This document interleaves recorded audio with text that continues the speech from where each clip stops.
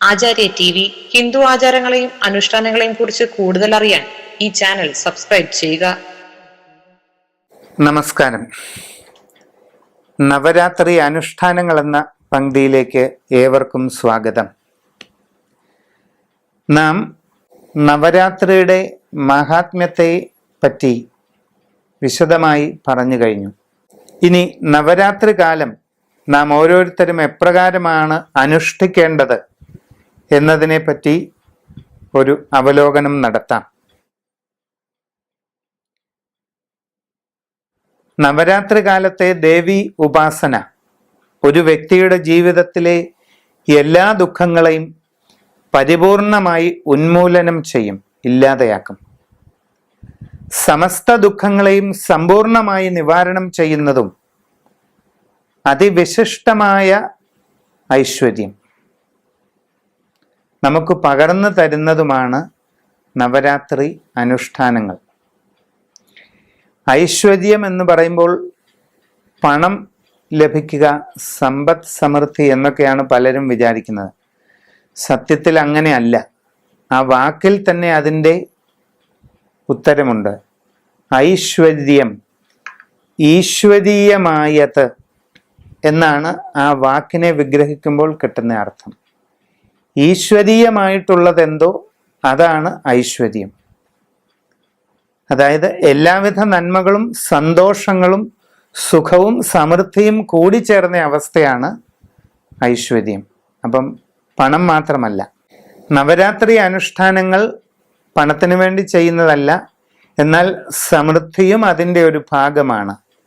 എല്ലാ വിധത്തിലുള്ള ദുഃഖനിവാരണവും എല്ലാ തരത്തിലുള്ള നന്മകളുടെ വർധനവും സുഖങ്ങളുടെ വർധനവും സമൃദ്ധിയുടെ വർധനവും അതിൻ്റെ ഫലമായി ലഭിക്കുന്നതാണ്.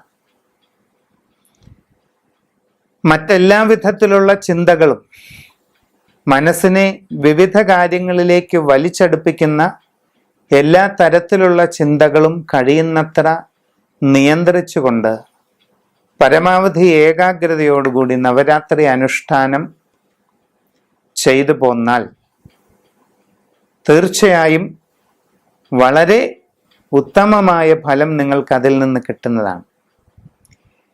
ഇനി നമ്മൾ പ്രായോഗികമായി എങ്ങനെയാണിത് ചെയ്യേണ്ടത് എന്ന് നോക്കാം. നവരാത്രി ആരംഭ ദിനം മുതൽ വേണം പ്രത്യേകം ജപ അനുഷ്ഠാനങ്ങൾ നടത്തേണ്ടത്. ദേവി മഹാത്മ്യ പാരായണം ഉദ്ദേശിക്കുന്നവർക്ക് അതാകാം. അതല്ല, കടുത്ത സംസ്കൃത ശ്ലോകങ്ങളും മറ്റും അടങ്ങിയ ഒരു ഗ്രന്ഥം പാരായണം ചെയ്ത് പോകുന്നതിന് ബുദ്ധിമുട്ടുള്ളവർക്ക് ദേവിയുടെ എന്തെങ്കിലും നാമങ്ങളോ അഥവാ അവരവർക്കറിയാവുന്ന മലയാള കീർത്തനങ്ങളോ ഒക്കെ ചൊല്ലിയാലും മതിയാകും. അതിനൊരു ക്രമം നിശ്ചയിച്ച് ചെയ്യണം എന്ന് മാത്രം. നവരാത്രി ആരംഭ ദിനത്തിൽ പുലർകാലെ കുളി കഴിഞ്ഞ് നമ്മൾ 5 തിരിയിട്ട് നിലവിളക്ക് തെളിക്കേണ്ടതാണ്. കിഴക്ക്, പടിഞ്ഞാറ്, തെക്ക്, വടക്ക്, വടക്ക് കിഴക്ക് എന്നീ ദിശകളിലേക്ക് തിരിയിട്ട് കഴിയുമെങ്കിൽ നെയ്യൊഴിച്ച് വിളക്ക് കൊളുത്തുക. അല്ലാത്ത പക്ഷം ശുദ്ധമായ എള്ളെണ്ണ ഒഴിച്ച് വിളക്ക് തെളിക്കുക. മനസ്സ് കേന്ദ്രീകരിക്കുന്നതിന് ബുദ്ധിമുട്ടുള്ളവർക്ക് ദേവിയുടെ ഒരു ഛായാചിത്രമോ അതല്ല പ്രതിമകളോ അങ്ങനെ എന്തെങ്കിലും വേണമെങ്കിൽ ഉപയോഗിക്കാം. അത് നിർബന്ധമില്ല. നിലവിളക്കിന്റെ മുമ്പിൽ അത് വേണമെന്നുള്ളവർക്ക് അങ്ങനെയാവാം. ചൂണ്ടൽ, പായസം തുടങ്ങിയ നിവേദ്യ സാധനങ്ങൾ സമർപ്പിക്കുന്നത് നിലവിളക്കിന് മുമ്പിൽ സമർപ്പണമായി വെക്കുന്നത് ഏറ്റവും വിശിഷ്ടമാണ്. ചെറുപയറും ശർക്കരയും ഒക്കെ ചേർത്ത് തയ്യാർ ചെയ്യുന്ന ഒരു പ്രത്യേക പലഹാരമാണ് ചൂണ്ടൽ.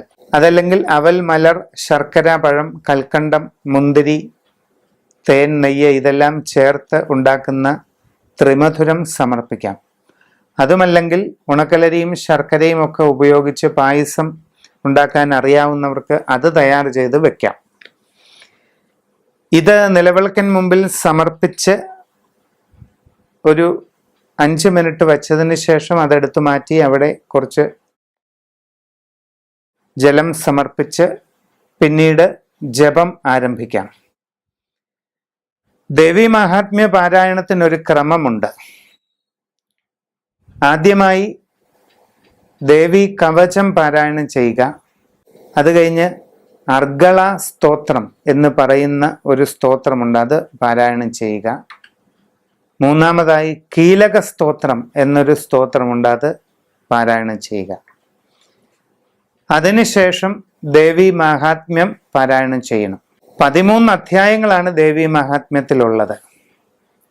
1-ാം ദിവസം 1-ാം അധ്യായം പാരായണം ചെയ്യുക.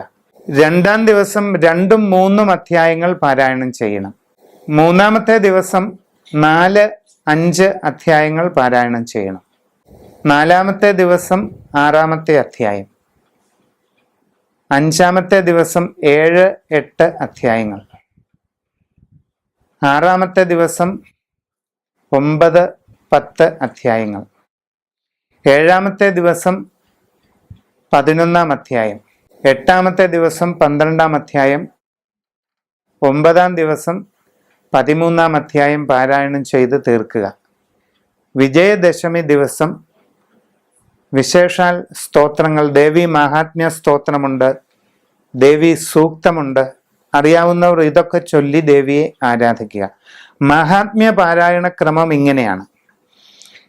അല്ലാതുള്ളവർ ഈ നിലവിളക്ക് ഭദ്രദീപമായി, അതായത് 5 തിരിയിട്ട് കൊളുത്തുന്ന ക്രമം ചെയ്യുകയും തന്നാൽ കഴിയാവുന്ന വിധത്തിൽ നിവേദ്യങ്ങൾ സമർപ്പിക്കുകയും നമ്മുടെ വീട്ടുവളപ്പിലുള്ള വിശിഷ്ടമായ പുഷ്പങ്ങൾ ശേഖരിച്ച് നിലവിളക്കിൻ ചുവട്ടിൽ സമർപ്പണം ചെയ്യുകയും ഒക്കെ ആവാം.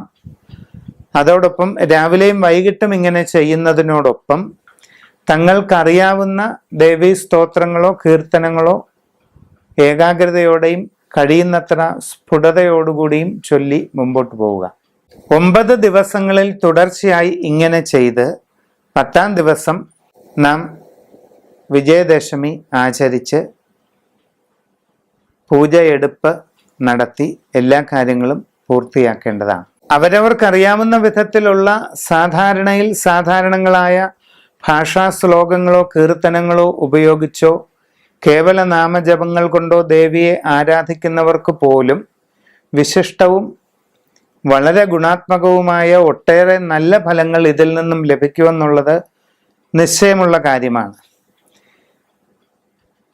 എന്നാൽ വിധിപ്രകാരമുള്ള തന്ത്രശാസ്ത്ര രീതിയിലുള്ള ദേവി മാഹാത്മ്യത്തിലെ ശ്ലോകങ്ങളും സ്തോത്രങ്ങളും വിശേഷാൽ പൂജാവിധികളുമൊക്കെ നവരാത്രി കാലത്ത് നടത്തിയാൽ ഉണ്ടാകാവുന്ന ഫലങ്ങൾ, ലഭിക്കുന്ന ഫലങ്ങൾ അനന്തമാണ്.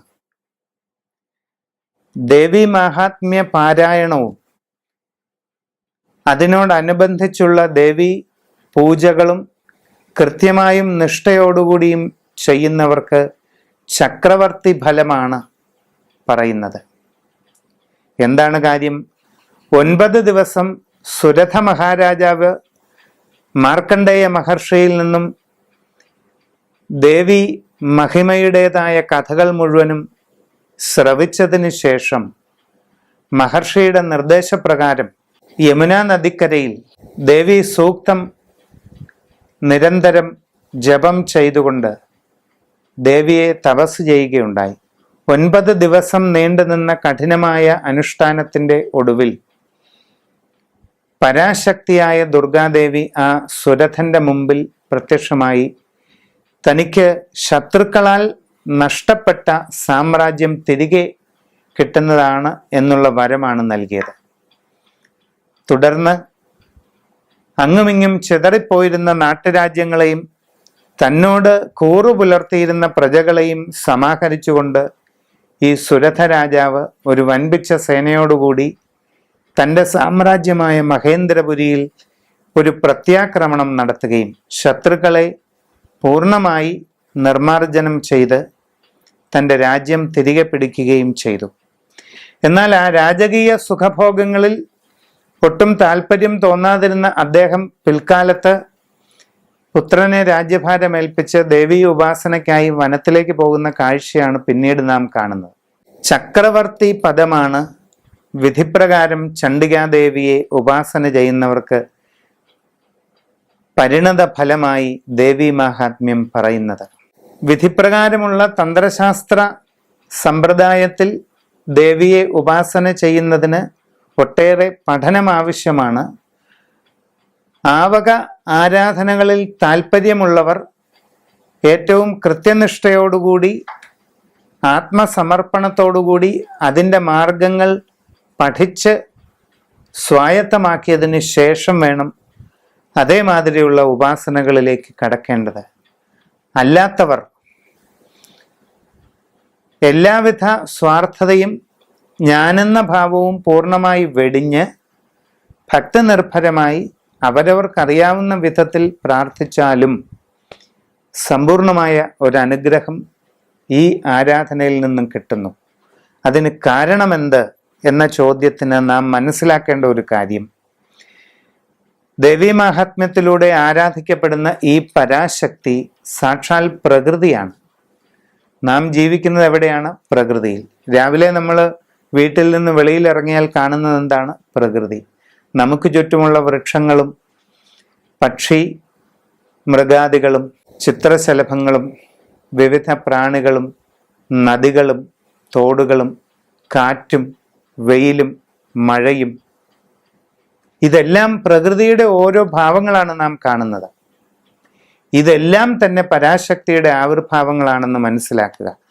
നമ്മുടെ മുഖത്തടിക്കുന്ന ഇളം കാറ്റ് പരാശക്തിയുടെ നിശ്വാസം തന്നെയാകുന്നു. നാം നടന്നു പോകുമ്പോൾ വഴിയെ കേൾക്കുന്ന ദളമർമ്മരങ്ങൾ, പ്രകൃതിയിലെ ഇലകളുടെ മർമ്മര ശബ്ദവും മറ്റും പരാശക്തിയുടെ മന്ത്രണങ്ങളായി നാം കണക്കിലെടുക്കണം. ഓരോ കാലടികളിലും നമ്മെ പിന്തുടരുന്നത് പരാശക്തിയാണെന്നുള്ള തോന്നൽ ഉണ്ടാവണം. നമ്മുടെ ഓരോ ചിന്തകൾ പോലും പരാശക്തിയാൽ പ്രേരിതമാണെന്ന ബോധമുണ്ടാകണം. അപ്പോൾ ജീവിതത്തിൽ എത്ര തെറ്റുകൾ ചെയ്തവർക്കും എത്രമാത്രം നിഷ്കാസിതമായവർക്ക്, ഒറ്റപ്പെട്ടു പോയവർക്കും എല്ലാം നഷ്ടപ്പെട്ടു പോയവർക്കും എല്ലാത്തിലും പരാജയം അറിഞ്ഞവർക്കും ഒന്നുമല്ലാതായവർക്കും ആശ്രയിക്കാവുന്ന ഒരേ ഒരു ആരാധനാസ്ഥാനമാണ് തന്ത്രശാസ്ത്രത്തിലെ ദേവീഭാവം.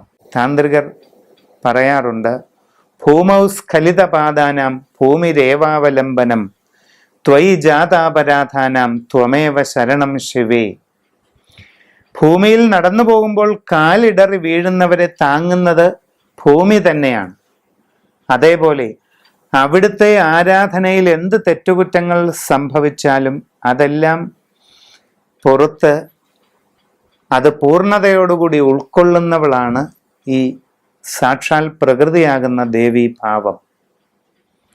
അപ്പം ചാഞ്ചല്യമൊന്നും കൂടാതെ, സംശയമൊന്നുമില്ലാതെ ഈ നവരാത്രി അനുഷ്ഠാനങ്ങളിലേക്കും ദേവി ഉപാസനയിലേക്കും വരുന്നവർക്ക് എല്ലാ വിഷമങ്ങളും എല്ലാ സങ്കടങ്ങളും പരിപൂർണമായി എന്നേക്കുമായി ശാശ്വതമായി മാറുകയും അവർ ആഗ്രഹിക്കുന്ന രീതിയിലുള്ള സർവതോമുഖമായ സൽഫലങ്ങൾ, അനുഭവ ഗുണങ്ങൾ അവർക്ക് ലഭ്യമാകുകയും ചെയ്യും എന്ന് വ്യക്തമായി ഒന്നുകൂടി ഓർമ്മിപ്പിച്ചുകൊണ്ട് ശ്രോതാക്കളേവരും വളരെ ആത്മാർത്ഥതയോടെ ഈ ദേവീ ഉപാസനയിലേക്ക് കടന്നു വരണമെന്ന് ഏവരോടും അഭ്യർത്ഥിച്ചുകൊണ്ട് നമസ്കാരം.